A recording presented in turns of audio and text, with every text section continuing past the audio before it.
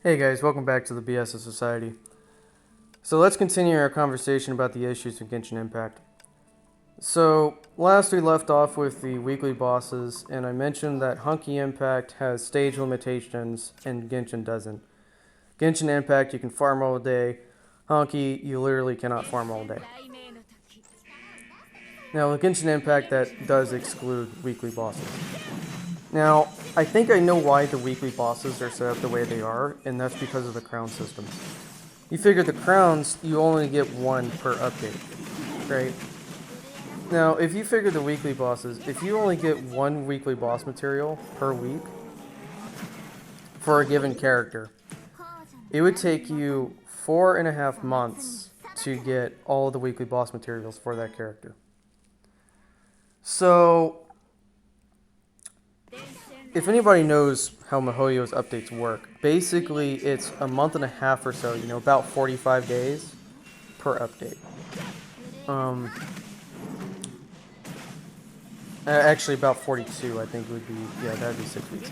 So 42 days per update. Okay, so you basically have to wait 4.5 months before you got all your weekly boss material. And at the same time, by the time you finished that, you would also get all of your crowns. So I think that's the reason why it works that way, which basically means you're spending 4.5 months per character, and MiHoYo expects that. The other reason I get this is because of the terrible artifact system, which is basically what you start doing right after you fight Storm Terror for the first time. Or at least that's when I started farming artifacts. Basically, I started farming artifacts on the Golden Archipelago, and I think I finally got decent artifacts for Lumine, and just Lumine, like last week or the week before. So you figure you're spending a month and a half just to get decent artifacts, and that's with refreshing, mind you. So it probably cost me 2 or 3 months worth of resin just to finally get enough decent artifacts to say I'm done farming for artifacts for you. Right? By the time you get the artifacts and the weekly boss materials, you would also have your crowns. Now I'm just going to say that's all ridiculous. There's no reason for you to be spending 4 months on a single unit.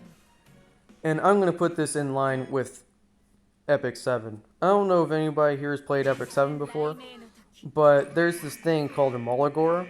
You get about, maybe 4 of those a week. So which means by the time a month rolls around, you probably have enough to level up at least a few skills. Okay, imagine adding a crown to that for every update. Not even just a month, but every update. Okay, I don't know if anybody sees a problem with the crown system, but I certainly do.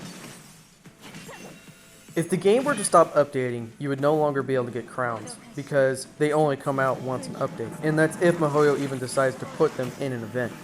Okay. There needs to be a way for us to be able to get crowns whenever. Even if you put it in the Stardust Exchange, for the shop that resets once a month, so you can get a crown once a month plus the one in the update, that would be very helpful. Okay?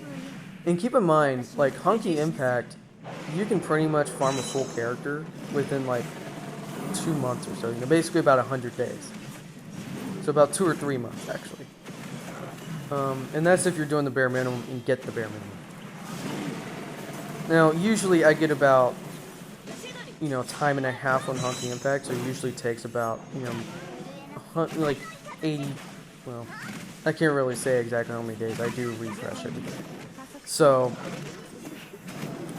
but Hunky Impact, the time is much, much shorter in every unit, and that's really only for A-rank units. S-rank units, you can max them out the day of if you had the money to, or had the crystals to. Because you can basically just max out their levels and their skills pretty much immediately. So you can actually use the units, compared to Genshin Impact. Now, speaking of events, I don't like the way Genshin Impact runs its events. I don't think I've ever seen a gacha game where you actually have to get to the same point that the main story's at just to even run the event. Golden Archipelago is a little different, but even then, pretty much, you would have to be able to unlock Clay's questline to be able to actually do that event. Well, what happens if you're a new player and then you finally get to AR20 and it's Oh yeah, by the way, you also have this quest to do. Keep in mind, pretty much every single quest takes me about 2 to 3 hours to do, and I'm playing it a lot, a little bit more casually, like most players would. So chances of you getting to the event are little to none, especially since not a lot of people have 2 or 3 hours every day to spend on Genshin Impact like streamers do. Okay. Now, of course, these events don't really take that long to do, really. I mean, I'm playing on phone, and it'll take me less than an hour to finish 4 acts of an event. And especially when it comes to farming chests, places like Inazuma where they're more permanent, you don't have to do them all in one day. So, basically my point is there needs to be a way that players can play new events even if they have to only be able to temporarily access the new areas. Like for Hunky Impact, when a new chapter comes out, new players can play those new chapters immediately, even if they haven't got that far in the story. Okay?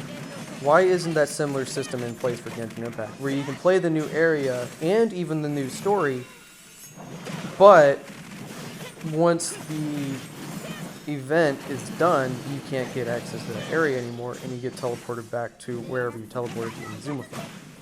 Now, of course, the problem with doing, story missions early for Genshin Impact is you can't replay them, and you could just lock the story for those players. But, every gacha game you can do events pretty much at a certain level. You don't have to finish the main story. Genshin Impact's the only one that's like that. I think I've covered everything for Genshin Impact. If I remember anything else, I'll mention it, but I'm likely going to mention it with the community, which I'm going to get to in the next video, because like I said, I have a bone to pick with them. Anyways, talk to you guys later.